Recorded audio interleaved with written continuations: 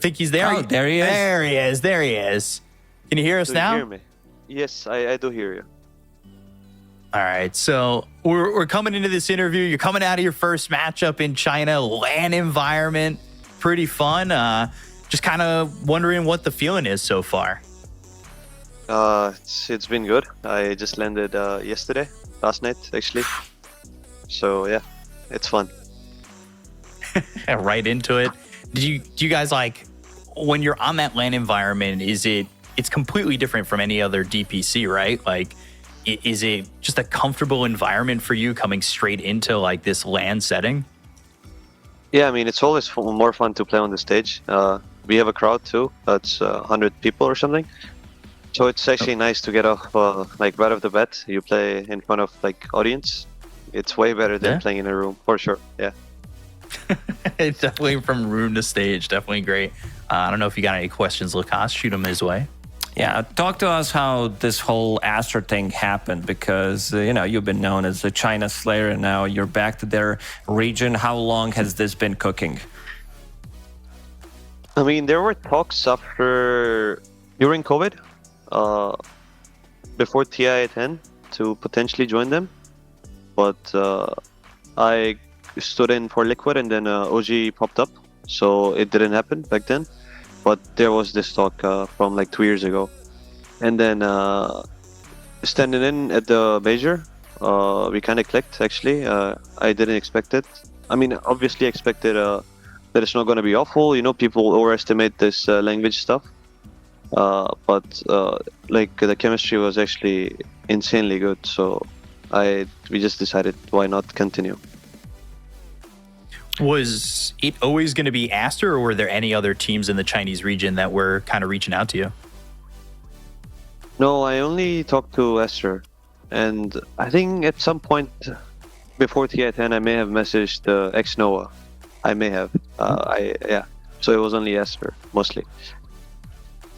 Okay. So what's the plan for like communication? Talk to us how this is working. I mean, sometimes as Dota player, you don't have to talk as much, but when it comes down to like picking heroes and the stuff, is it just like how much do you have to say in the draft as well? How does that work?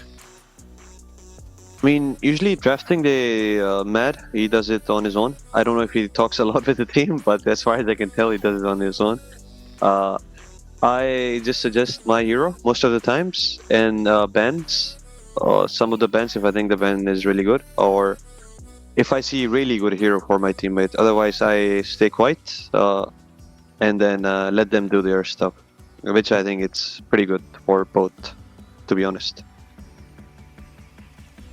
I see that you and Bobica kind of bonded together. Like, what's up with that? You guys are having a lot of fun. When I was watching you play at Berlin Major and now on stage as well, he seems to be your favorite player from Team Aster, huh?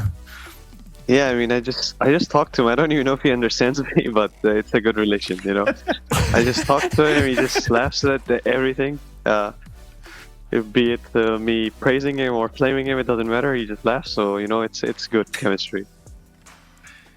Yeah, that's nice. What's the plan about learning Chinese? Are you gonna have someone teaching you, or you're just gonna stick with English?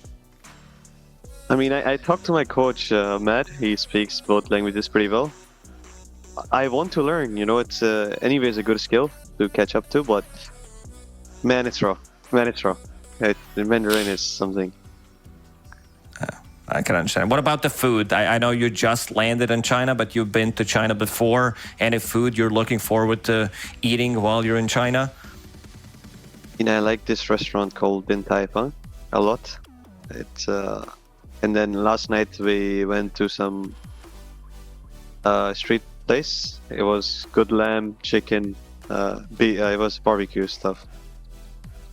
So the food's been pretty good. I'm not a big eater. You can probably tell. I don't enjoy food that much, so not something I'm really looking forward to. But I think it's going to be all right. All right.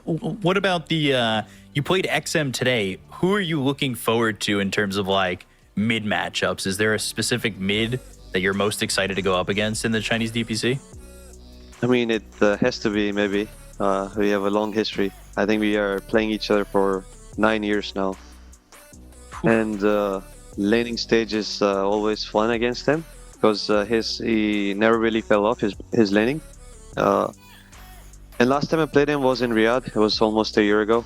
We had pretty good lanes, so I'm excited again. And kind of getting it out, just like Riyadh Masters when he was on RNG. So that should be a fun matchup. Wakas, you were going to say something?